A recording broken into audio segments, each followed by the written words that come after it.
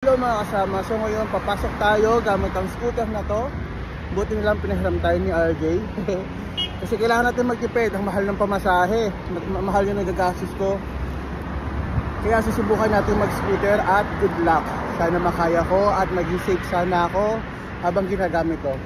At ngayon tatawid na tayo. Dito ako sa may looban dumaan para hindi ako nakikipagsabayan sa mga sasakyan. Tapos ito may mga lilim, gawa ng mga bahay, hindi masyadong mainit.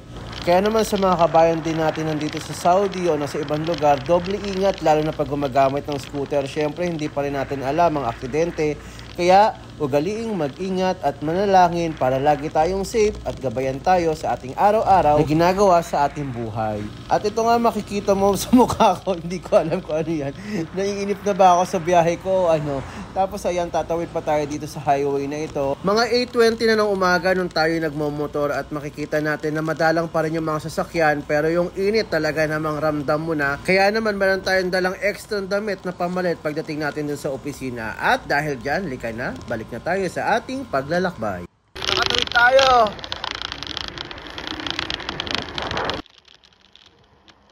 In 200 meters, make a U-turn. At after 20 minutes nga, nakarating na tayo dito sa Auto Mall. Dumiretso ako dun sa may baba namin sa may workshop. Pero nakita ko sarado pa yung gate. Kaya bumalik ako dun sa may likod para dun na lang muna pansamantalang i-park yung scooter at ilalagay ko na lang mamaya sa workshop once na mag-open na sila dun sa baba.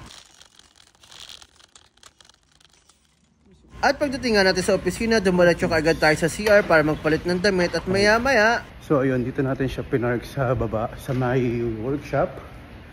At tayo ay aakit. Ipalit tayong damit. Mainit pero maginhawa yung pakiramdam na nagdadrive ka. At hanggang doon lang muna yung ating maiksing vlog sa ating experience sa ating pagmumotor.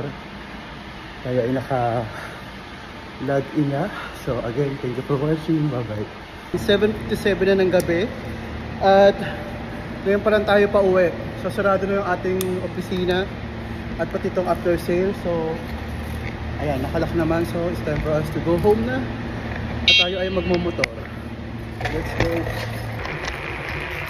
Let's go. Madilim na. Madilim na ang paligid. So ito, malapit na tayo sa ating bahay at makakauwi na tayo ng payapa.